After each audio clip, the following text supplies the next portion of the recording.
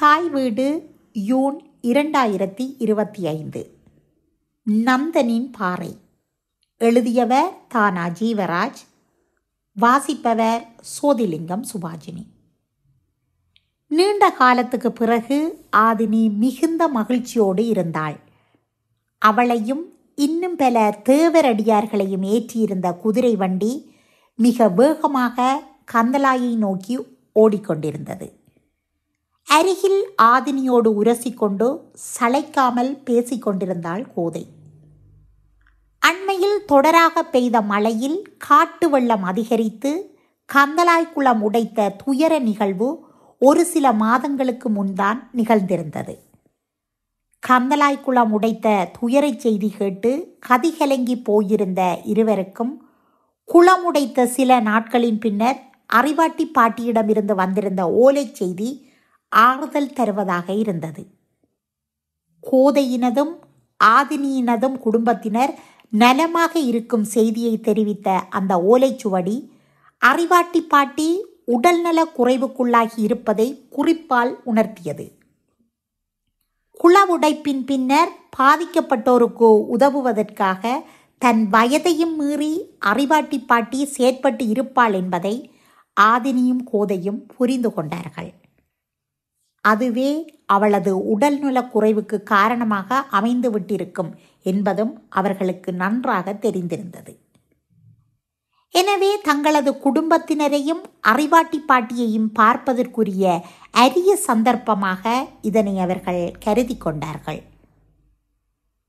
பெண்டுகள் கட்டு என்றால் என்ன அக்கா என்று புதிதாக இணைந்திருந்த தேவரடியார் ஒருத்தி கோதையிடம் கேட்டாள். கந்தலாய் குளம் உடைப்படுத்ததால இப்ப கந்தலாய் குளக்கட்டை முழுவதுமாக புனரமைப்பு செய்து வராங்க. குளக்கட்டின் ஒரு பகுதியை பெண்கள் தான் கல்லெடுத்து வச்சு கட்டுறது வழக்கம். அந்த குளக்கட்டு பகுதியைத்தான் பெண்டுகள் கட்டு என்று சொல்லுவாங்க. அதுக்குத்தான் நாம இப்ப போகிறோம் என்றாள் கோதை. விளங்கல அக்கா, கடல் மாதிரி இருக்கிற குளத்துக்கு அணையாக இருக்கிற குளக்கட்டை நாம எப்படி கல் வச்சு கட்டுற என்றாள் குழப்பத்துடன் அந்த தேவரடியார். குளத்தை புனரமைக்கிறது அனுபவம் வாய்ந்த அரசு அதிகாரிகளும் படை வீரர்களும் அதுக்கென்று வேலைக்கு எடுக்கப்பட்டிருக்கிற ஆட்களும் தான். நாங்க போகிறது ஒரு சம்பிரதாயத்துக்கு என்று ஆதினி பேசத் தொடங்கியதும் அருகில் இருந்த மற்றைய தேவரடியார்களும் அந்த கலந்துரையாடலில் ஈடுபாடு காட்டினார்கள். உற்சாகமான ஆதினி தொடர்ந்து பேசத் தொடங்கினாள். சோழ இலங்கேஸ்வர தேவர் காலத்தில் கந்தலாய் குளம் புனரமைக்கப்பட்ட போது அவருடைய பட்டத்தரசியும் தோழிகளும் குளக்கட்டின் ஒரு பகுதியில் கல்லுகளை தூக்கி வச்சு புனரமைப்புக்கு உதவினாங்களாம். அதனால் ஒவ்வொரு முறையும் குளத்தை புனரமைக்கும் போதும் அந்த பகுதியை பெண்கள் புனரமைக்கிறது சம்பிரதாயம்.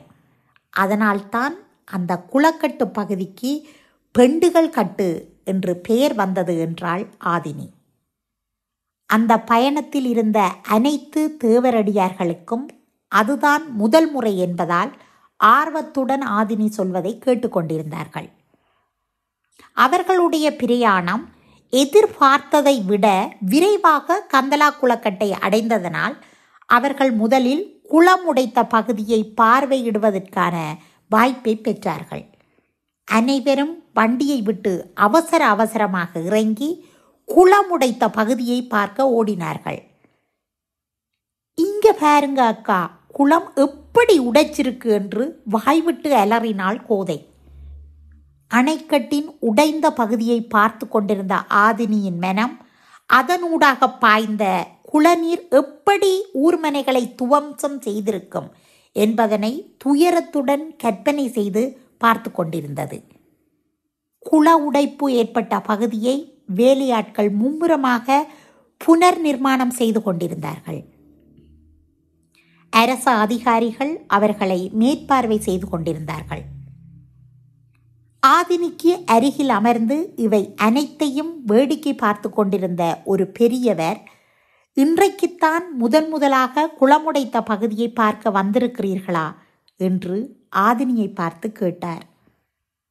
ஆம் ஐயா, பெண்டுகள் கட்டு பகுதிக்கு கல்லெடுத்து வைக்க திருக்கோணேச்சரத்தில் இருந்து வந்திருக்கிறோம் என்றாள் பணிவுடன் ஆதினி. குளம் உடைப்படுத்த போது ஊரில் இருந்தீங்களா ஐயா என்று ஆர்வத்துடன் கோதை கேட்டாள். ஆமாம், அது பெருந்துயரம். என்ற வாழ்நாளில் இந்த கொடுமையை 2வது தடவையாக பார்க்கிறேன் என்றார் அந்த பெரியவர்.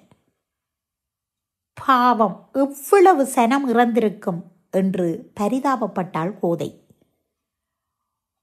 முதல் முறை குளம் உடைத்தது போல இல்லாமல் இந்த முறை எவ்வளவோ பரவாயில்லை. குறைந்த சேதத்தோட போக கடவுள் மாதிரி அந்த இளைஞன் அந்த ஊரை காப்பாற்றினான் என்றார் அந்த பெரியவர். பெரியவர் என்ன குறிப்பிடுகிறார் என்பது புரியாமல் அங்கிருந்த தேவரடியார்கள் ஒருவரை ஒருவர் பார்த்து கொண்டார்கள். என்னையா நடந்தது? எங்களுக்கு ஒன்றுமே தெரியாது என்றாள் தயக்கத்துடன் ஆதினி. அவள் குரலில் ஒருவித மெல்லிய நடுக்கம் இருந்தது. இந்த முறை வழக்கத்துக்கு மாறாக பல நாள் தொடர்ச்சியாக மழை பெய்தது. குளம் கொஞ்சம் கொஞ்சமாக நிறைய தொடங்கினது.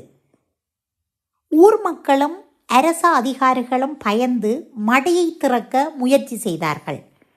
எங்கட கஷ்டகாலம் மடை முழுக்க சேறு நிறைஞ்சி அடைச்சிருந்துச்சு.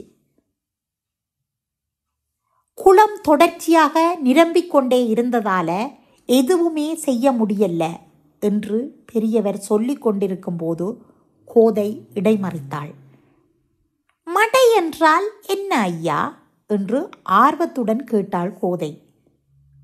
குளத்திலே இருந்து நீரை வெளியேற்றும் பகுதியை மடை என்று சொல்லுவோம்.